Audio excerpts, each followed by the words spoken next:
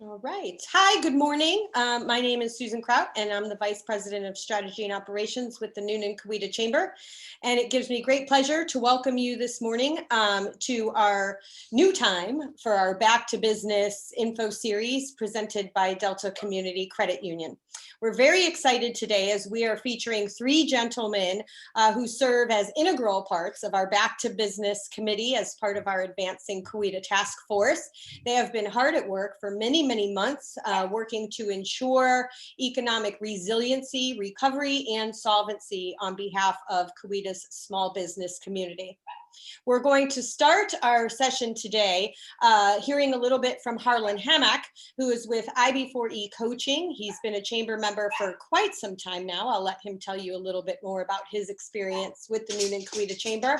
And he's going to share a little bit about what he and his partners in crime, Pat Finneran and James Schram, hope to offer to our small business community now, and beginning with a series kicking off January 2021. Harlan, I give you the floor. Awesome. Thanks so much for making this all possible.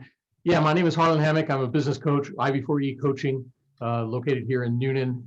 Have been working on the small business subcommittee of the Advancing Coweta task force. And it's been a pleasure working with all these folks and looking at our community and how we can make our business community a little bit better. You know, we were all kind of blindsided by COVID, all of us were, and we're getting ready to start getting back into the workforce, or maybe we're still struggling to get back in the workforce.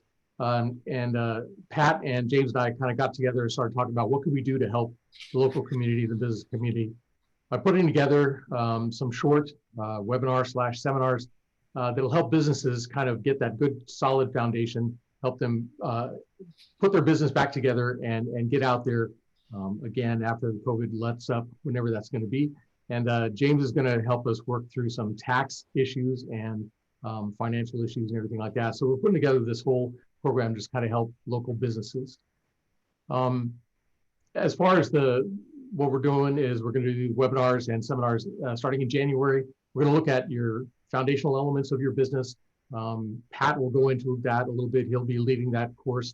The foundational elements, the things you really need, build your core and to build your community as far as your business. And then I'll be talking a little bit about how you can start putting structure in your business, strategies and systems. And then James is going to help us out with finance and taxes. So I think it's going to be a very helpful series of webinars. Okay, thanks, Harlan. And as we look toward these webinars, I'm hoping that both Pat and James, you might be willing to share a little bit about the breadth of your experience and your work here in the community and beyond, specifically as it pertains to the small business community. So Pat, Accelerated Performance Solutions, can you share with us a little bit about what it is that you do and what you hope to lend to our small businesses? Hey, thank you, Susan. Delighted to be here. Really honored to be here, and hope we can do some things to really help Coweta County. Accelerated Performance Solutions is me. It's a one-person consulting coaching business. I work with everything from a CEO of $1 billion company to a government contract with Los Alamos National Laboratories to private equity companies to my wife's veterinary hospital, which is a small business. What I do is basically put in basic business principles and systems, particularly along the area of performance management, so that you know where you are and what to do to make the business better. But what I've learned in the process is that most businesses don't spend enough time on the front end.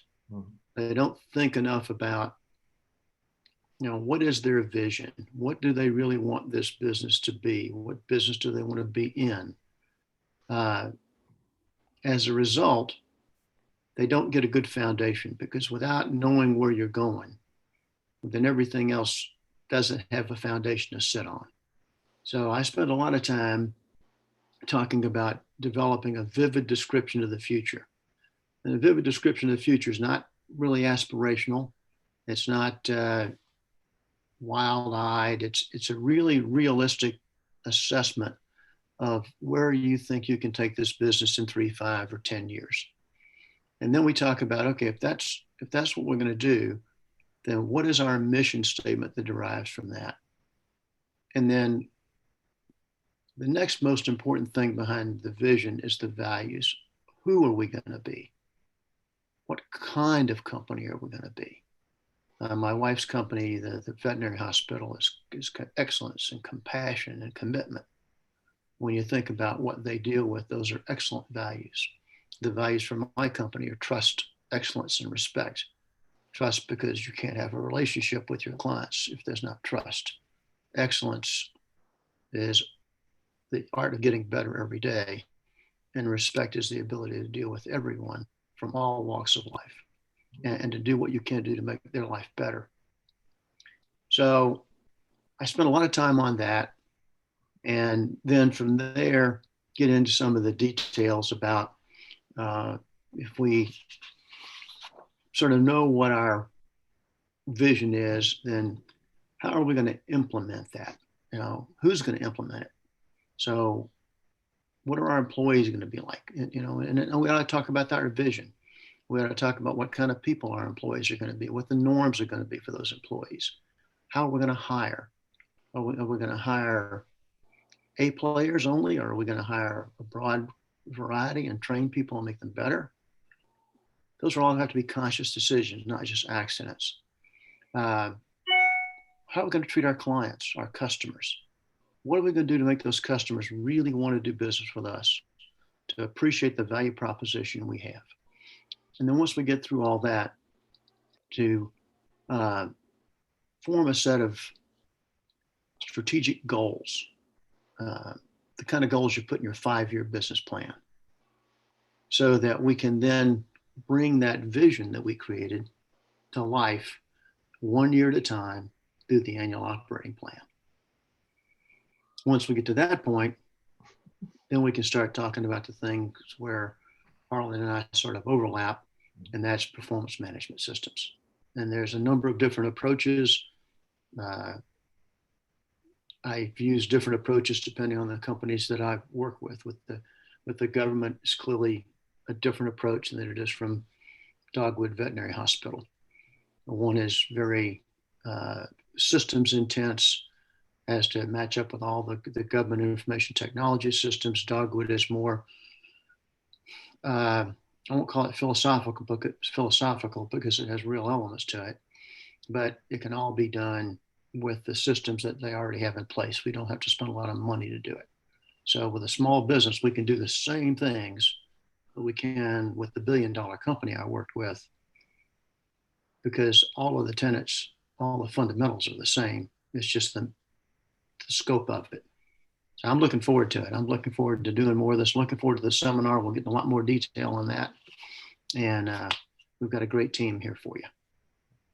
So Pat, before we move on to James, my question is for the audience that will be viewing this particular session after the fact, can you talk a little bit about how this is going to apply, or if my assumption is correct, that this is going to apply to both businesses that might be starting fresh, maybe they've had to reinvent, perish the thought because of the recent pandemic, perhaps they've lost the business that they had and they're starting anew, or they're pivoting, or they're already in place and operating. I'm assuming, and I'm gathering from what you're saying, that this model for these info sessions come January are scalable, depending on where your business is at this moment in time or come January. Am I correct in that? Susan, you're absolutely correct. And interestingly enough, the $1 billion company that I work with was doing good, but it wasn't doing great. So how did we take it from good to great? It was about a $700 million company when we started. It was 1.2 billion when we finished, and we positioned it for sale at 3.7 billion. So you can take that good to great approach. With Dogwood, when I first started working with Dogwood, they had no business systems. It was a veterinary hospital. Veterinarians don't go to business school. They go to school to take care of our furry friends, and they do a fantastic job. So it was really fundamentals, and then taking those fundamentals and gradually building up a very efficient and effective business system that I think is probably one of the best in at least the local veterinary industry because of what they've done with it, not because of what I did. I gave them the foundation, they built on it. We have companies that in recovery, one of the businesses I took over when I was an executive with a Boeing company, I became the president of one of our divisions. And it was not doing good. So this was a time of revival. How do you revive an organization that's stale, that's floundering, that's not making its goals, that's not creating customer satisfaction? And you have to do pretty much the same thing for all three of them. The last one's the hardest because everybody is in a big hurry to fix the bad business. Well, sometimes the hurrier you get, the behinder you get. My experience in all these entities, it takes about 18 months just to put the front end of the business together. And if you have the patience to do that, it then goes asymptotic. Okay, thank you for that. And James, I'm sure you're going to be able to address this as well, but one of the experiences that we had into March and then heading into April, as a lot of organizations were trying to secure PPP funding or EIDL loans at the onset of the pandemic, there was a big disconnect, a large, significant disconnect between understanding their revenue in order to have the financials in place to be able to move forward with applying for those loan products. And unfortunately, some businesses really had no idea where they stood financially, which made the process more difficult. And until they renewed, funds ran out those first rounds before they were even able to get themselves together in order to apply. So James, I'm looking forward to hearing a little bit from you from that financial standpoint and doing a deep dive into the books as to how this will help prepare businesses for the whatever is next, fill in the blank. I give you the floor, James. Thanks, Susan. Before I jump into what I was going to start with, since you brought it up, obviously PPP loans are public enemy number one in terms of interest right now. It should be no secret to anybody that's in finance, it should be no secret to any business owners that there's no definitive answer to any of it, to be honest with you. It is a continuing moving target that the government hasn't been able to finalize. The important point to take away from that, though, is that with reference to that specific area, I'll tell every business owner out there that if you haven't applied for your absolution of taking the loan, you need to. You're probably going to be turned down. You might not hear anything. It may be, but you need to do it. Pure and simple. But in addition to that, what it is that we're going to kind of talk about and everything else is that even though there is all of these unanswered questions with reference to PPP and how businesses are reacting with the pandemic, it gives us a great opportunity to be able to really take a good financial look at your company and really help understand what the nuance for each individual company is. But with that being said, my name is James Schram. I'm an executive consultant for AW Vanguard. We're a financial services firm that essentially is changing what most people thought about business finance. After I retired from special operations as an aviator for the Air Force, I spent almost a decade as a business consultant working in just about every industry across the country before finally settling here into our forever home here in Arbor Springs. I believe I'm probably one of the youngest chamber members right now in reference to I think we've been a chamber member for about 16 minutes now, give or take. But my family's excited to be here. We spent 24 years in 8 houses. And so we're being able to put down roots, here in Newnan and Coweta County. It's pretty exciting. But the decade that I spent consulting, what I discovered was that most small to medium-sized businesses, they're successful because they've got a great product or they've got a great service, but their business acumen really is their Achilles heel when you start looking at things about or talking about growth. And most notably for me, it always falls into that area of taxation and kind of financial leadership. That realization that I had resulted in my partnership with AW Vanguard, or AWV is for short. What AWV essentially is it's an activation arm of arguably the greatest collection of tax and finance minds. It's a 501(c) called Future Tax Leaders, or FTL. And I know I'm throwing a lot of acronyms out there. I can't get away from it. It's the military background in me. But so FTL was created when a group of financial experts got together. What they realized was there truly was no avenue or portal for continuing education for tax professionals. So what that meant was that when you graduated, let's say you became a CPA, whatever industry you went in, that's what you learned, and that was it. There was really no growth. It was just growth within that industry. So if you did move to another industry, it was really essentially, it was like starting over. So with this nonprofit form, what they basically did was they essentially became a tax field of dreams, if you will. Build it and they'll come. Today, FTL has got over 15,000 members from every industry, every sector, every level of business. And these are the experts that we call upon when I come across a company. 2 years ago, the founders of FTL, they realized that there was this tremendous gap in what we call Fortune 100 level tax and finance strategies with reference to small and medium-sized businesses. So what that means essentially is that major firms like Ernst & Young, KPMG, PricewaterhouseCoopers, all these guys, they primarily focus their efforts on Fortune 1000 companies and above. Department of Labor tells us that the reality is about 80% of the US economy is driven by businesses with less than 100 employees. And that is what DOL deems a small business. So our mission quickly became to fill that gap and provide Fortune level 100 expertise strategies to all businesses, small, medium, or large, it didn't matter. With an emphasis, as I stated earlier, on the two largest impacts that we have is when we sit down with owners and we start looking at taxation and overall financial leadership.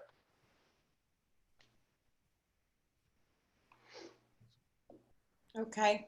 Thank you, James. And, you know, I see Linda Kirkpatrick on this call, and Linda represents one of the nonprofits in our community. And it begs the question, as the three of you proceed with this 4-part series that sounds like it's going to be a knockout for our business community, will you be able, and do they fit seamlessly into that mold? Will you be able to address the many nonprofits in our community that have been forced to also pivot and look at how they garner funds and what they do with those funds and how they're distributed when the need has grown? Yeah, so I'll tell you that one of the greatest things is that the founder of AWV is also the chairman of the board for FTL. So the breadth of knowledge and the wealth of experience that we're able to bring to even the smallest of businesses is truly astronomical. I'll tell you that the biggest challenges that businesses face when you're talking with reference to taxes is that Forbes magazine, every year they put it out, and on average, about 93% of all businesses overpay their taxes. We're talking corporate property, payroll taxes, sales taxes, et cetera. So whether you're a profit or not for profit, you're still falling into this particular realm. So if you look at this, the whole scope of everything, when you're talking DOL specific, these small businesses, Department of Labor tells us that 98% of small businesses account for about 1.5 million new jobs every year. So from the Newnan and Coweta County aspect of falling into that category, imagine, if you will, if you weren't part of that 93% that were overpaying their taxes, how many more new jobs could be created? How much more growth could your business bring to the city, to the county, to the state, et cetera? The one thing that you always have to tiptoe around, because finance is the most intimate conversation you can have with a business owner. They all have accountants, they all have CPAs, they all use firms. So they always ask the question, well, how am I overpaying? I use an analogy, and I think it's pretty good, and most people pick up on it pretty quick, but all doctors have MD next to their name, but you don't go to a cardiologist if you've got a foot problem. CPAs are really no different. At the end of the day, CPAs only know what they know. So if they didn't realize, if they didn't have an experience from, say, food manufacturing and understand that there's a strategy that they could apply in furniture manufacturing, They simply didn't know. So you can't really hold them at fault. It's just a matter, in our case, of being able to bring it to light and educate. I give the example. I'm going to make the numbers up a little bit, but everybody has heard the story and stuff. General Electric made $10 billion in revenue last year, and essentially they had a zero corporate tax rate liability. So everybody says, well, how did they do that? Did they steal? Did they cheat? What did they do? Well, they didn't do any of those things. What they did was they used existing tax laws, and they got, assemble a team to build the strategies that's going to be most advantageous to them. So these laws are for everybody. These strategies and the capabilities that you can use is for everybody's size and scope if you know where to look. I will tell you, AWV today, we've recovered over $200 million in taxes and saved companies. Everything from, incentives, income taxes, sales taxes, property taxes, the list goes on and on. And our successes with those numbers, it wasn't because these companies were large and we were able to do this. It's because we had the expertise and the talent to be able to apply that to their particular business. And as Pat brought up earlier, when you're looking at these overarching strategies, it's a ratio. If you're a 10 billion or a $1 million company, the ratio doesn't change as you apply this. So really, at the end of the day, what business owners and what decision makers have to ask themselves is, do you want to continue to be part of this 93% that overpay taxes and stifle financial growth? Or essentially, would you like a, financial leadership or a helping hand to help clean this up? Hey, Susan, I'd like to address your question on not-for-profits, if I may. Please do. Yeah, so not-for-profits have a special fiduciary responsibility to their donors and then to the beneficiaries. That in some states, I'm not familiar with Georgia specifically, but in some states, they're held to even a higher standard than businesses. And I've been the chairman of several not-for-profit organizations in my very long career. But most recently, the Naval Aviation Museum Foundation down in Pensacola. And the fundamental business principles that Harlan and James and I use will apply very easily to a not-for-profit. You've still got to understand your costs, your revenue, your costs, where the costs are going, what you do to manage those, how do you minimize those in a not-for-profit, and you still get the job done. You've still got employees to take care of. Your customer intimacy now is totally different than it would be in a for-profit, but it's still got to be there. So all the fundamental principles are there. We did the vivid description drill with the Naval Aviation Museum Foundation. It was incredibly valuable because now everybody knew what the art of the possible was. And pre-COVID, we were putting 4,000 students every year through a STEM education program, in addition to running the museum and restoring airplanes and also maintaining the history of naval aviation. So it works.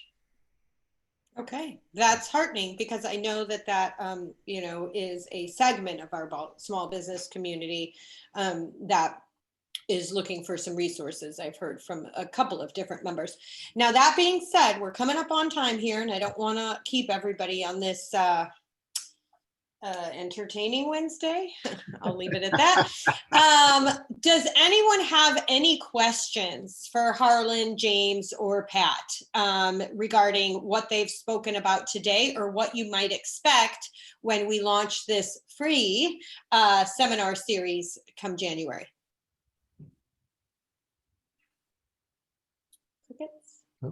Nothing. So I guess a breakdown, Susan. Should we give them a breakdown of kind of what those 4 sessions? You know what? Before we part for the morning, yeah, I would like it if you would do that.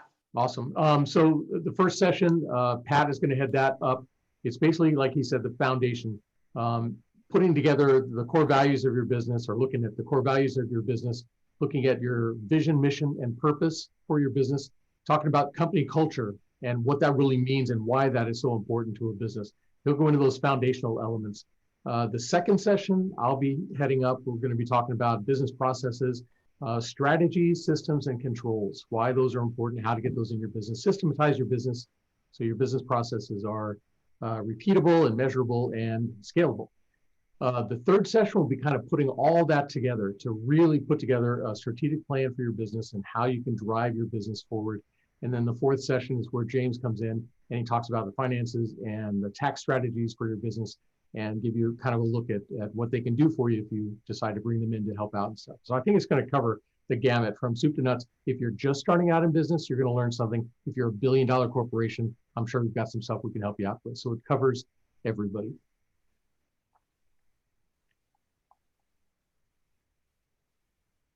Yeah, that's right. All right. Sorry about that. Thank Okay. you, Harlan, for that explanation. James or Pat, did you want to add anything about what you're going to share? Or do you feel that you've covered the gamut in raising enough enthusiasm and anticipation for what is sure to be an informative 4 sessions? We're just looking 2020? forward to it, Susan. We're just absolutely looking forward to it. Well, good. Well, good. I will say, Susan, real quick, you know, our session's going to be kicking off here in January and running these seminars. Obviously, we're in Q4 of 2020 right now. There's a lot of things that companies are in the process of doing and struggling.